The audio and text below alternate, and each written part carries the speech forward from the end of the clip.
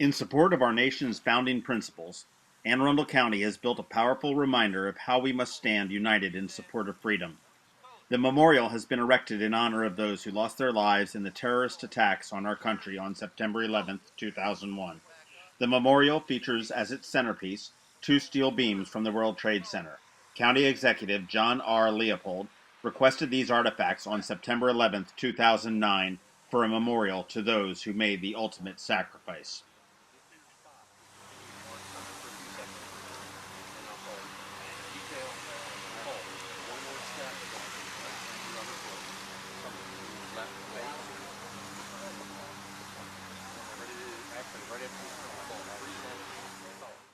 We hailed at the twilight's last gleaming, whose broad stripes and bright stars through the perilous fight o'er the ramparts we watched were so gallantly streaming, and the rocket's red glare, the bombs bursting in air, gave proof through the night that our flag was still there.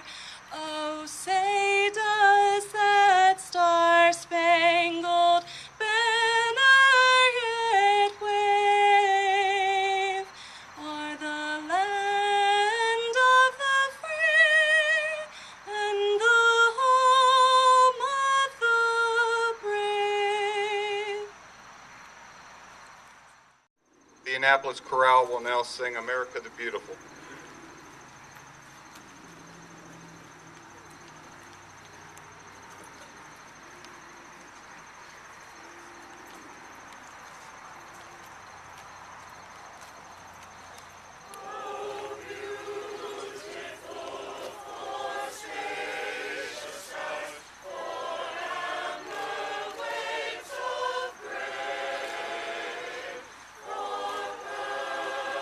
Mountains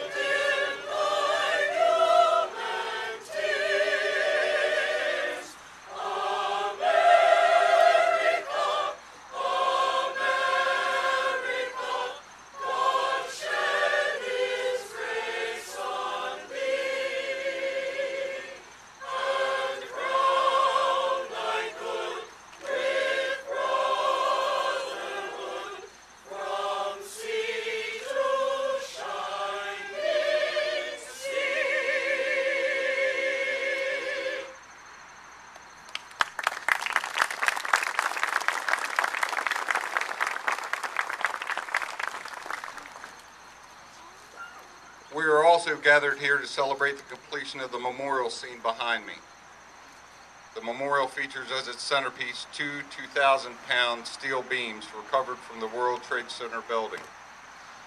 County Executive John R. Leopold requested these artifacts on September 11, 2009 from the Port Authority of New York and New Jersey with the vision of erecting a memorial dedicated to all who made the ultimate sacrifice. It is now my pleasure to introduce County Executive John R. Leopold. I would first like to recognize some of the elected officials who have joined us this morning.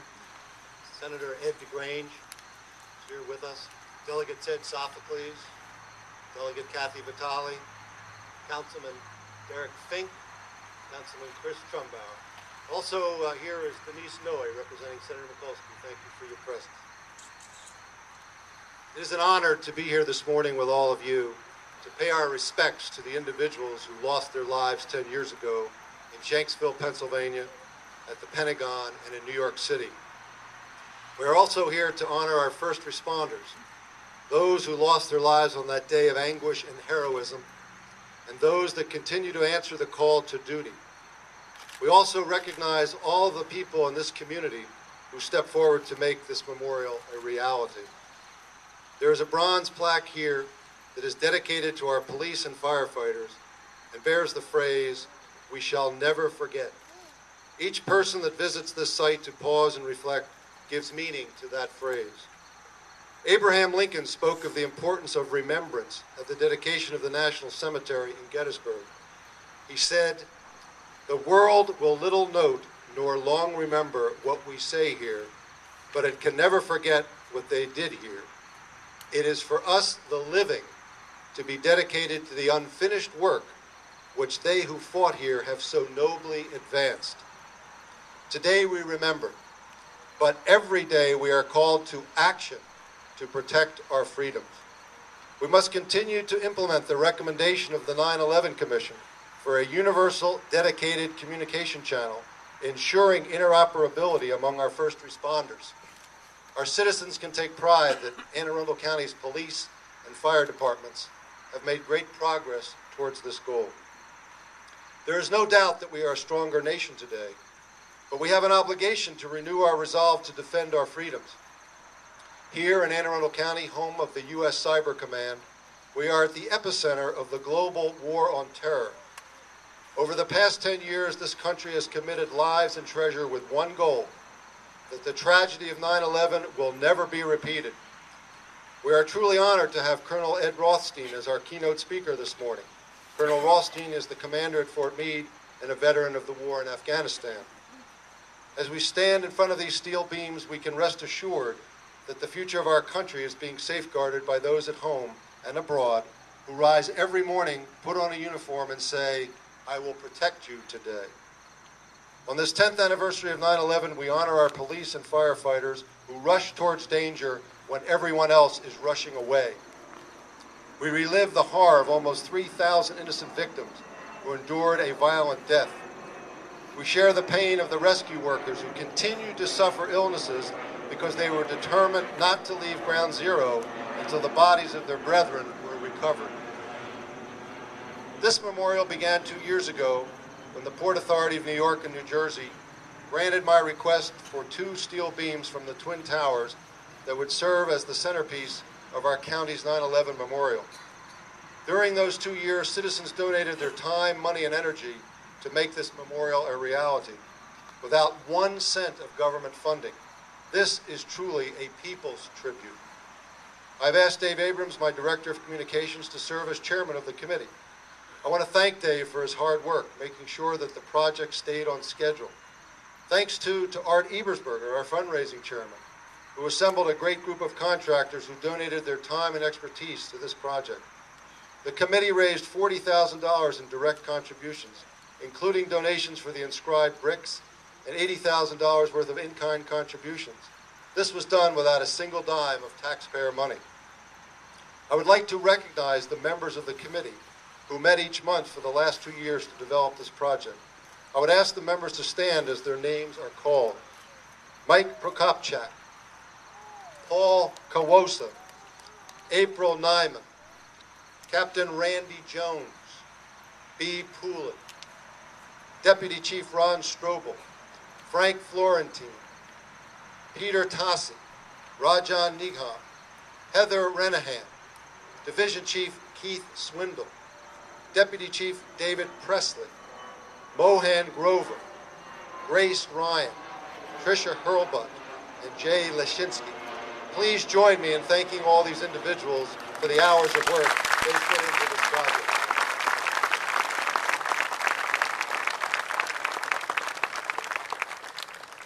We also have a lot of local businesses to thank.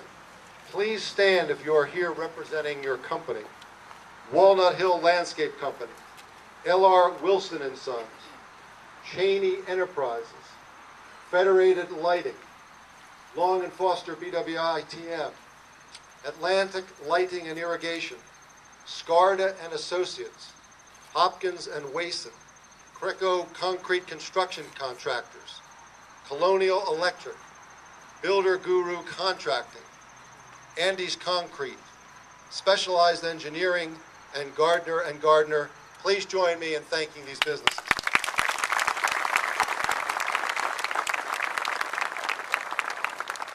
Finally, we extend a special thanks to the Herder family for their generous donation and to Mohan Grover for his tireless efforts to raise funds in South County. I will now ask Chief Swindle to please come forward. Thank you for listening.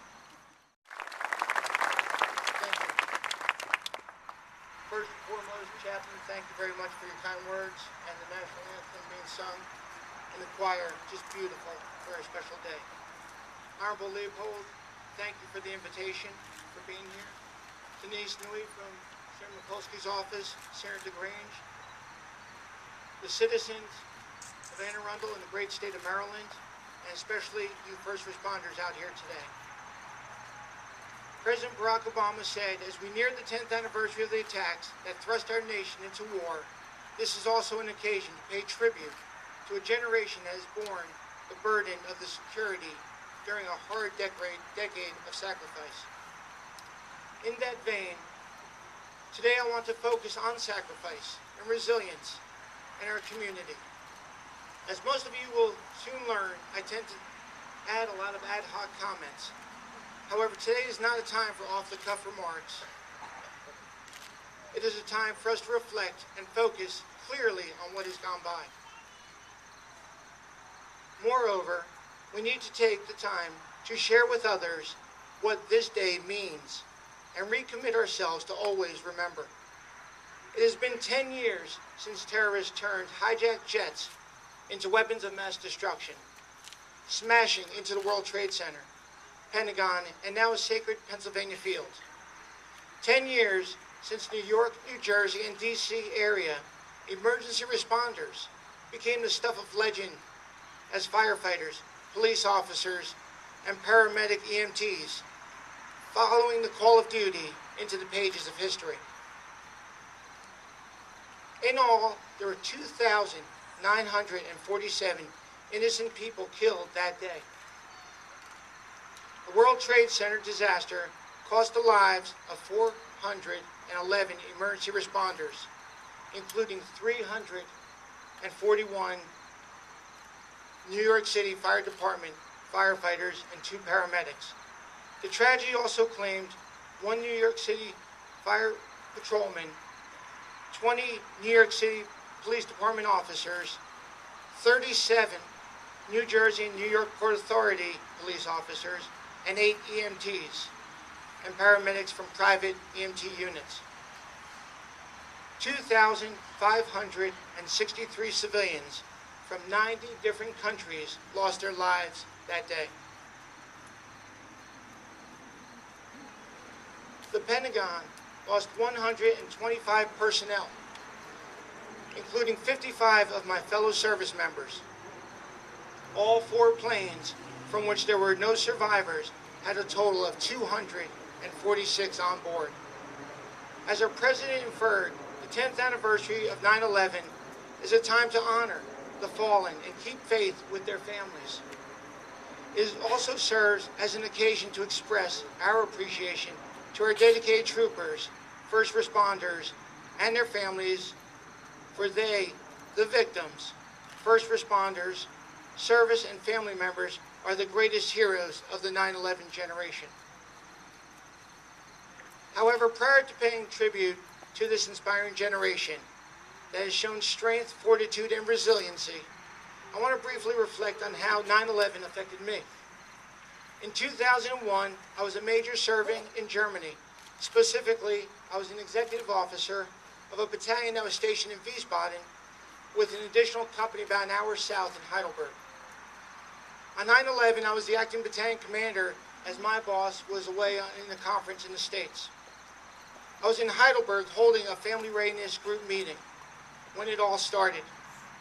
Quickly, I left and drove back up to Wiesbaden, where we were directed to conduct force protection of our off-post family residents.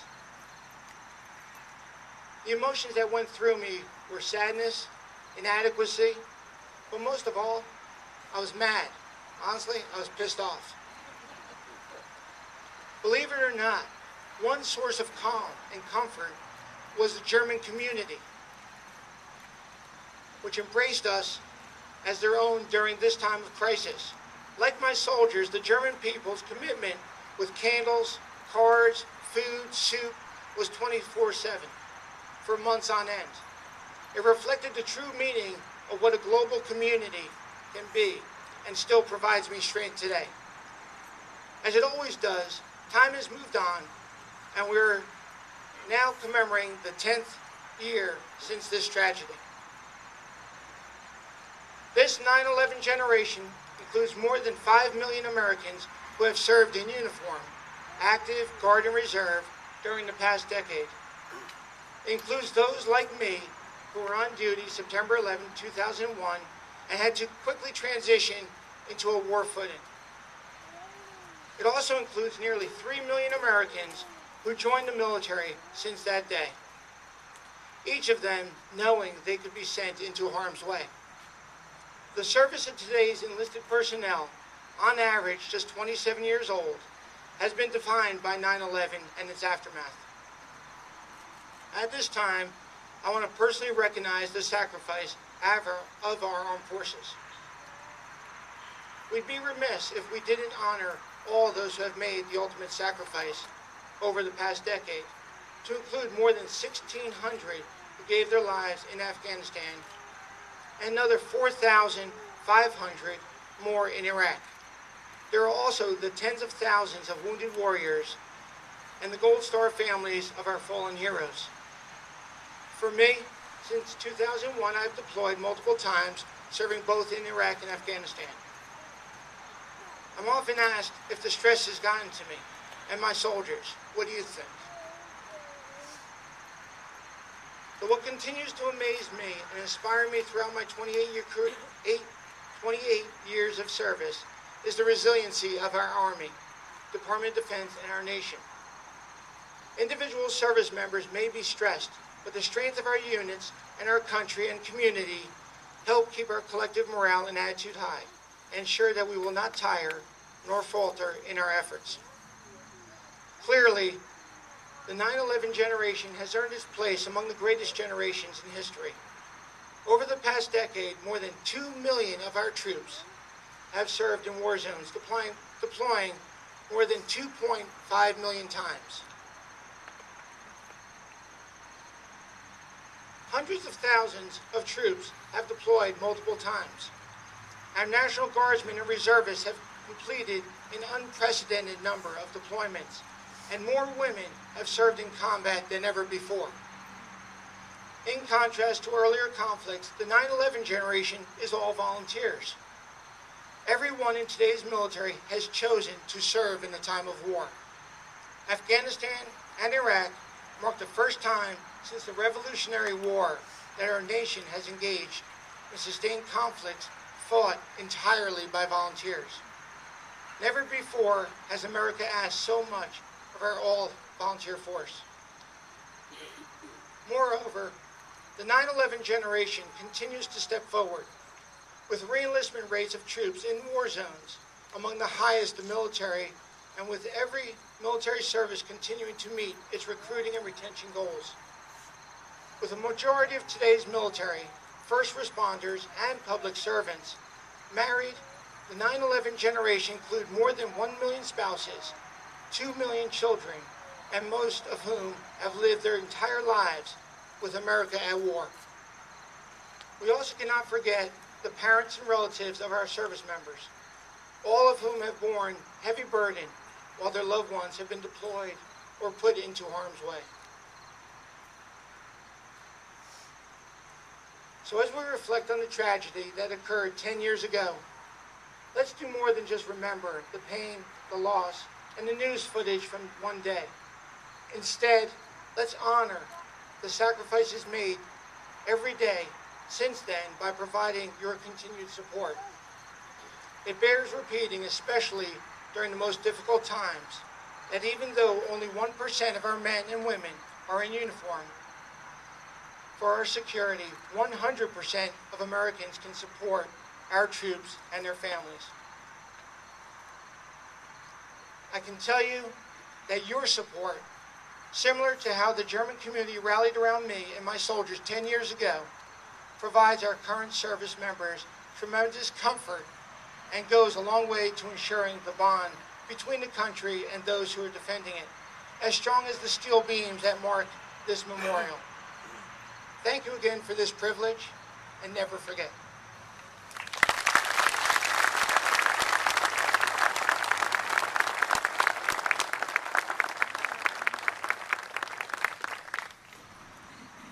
Thank you, Colonel Rothstein, for sharing this event with us.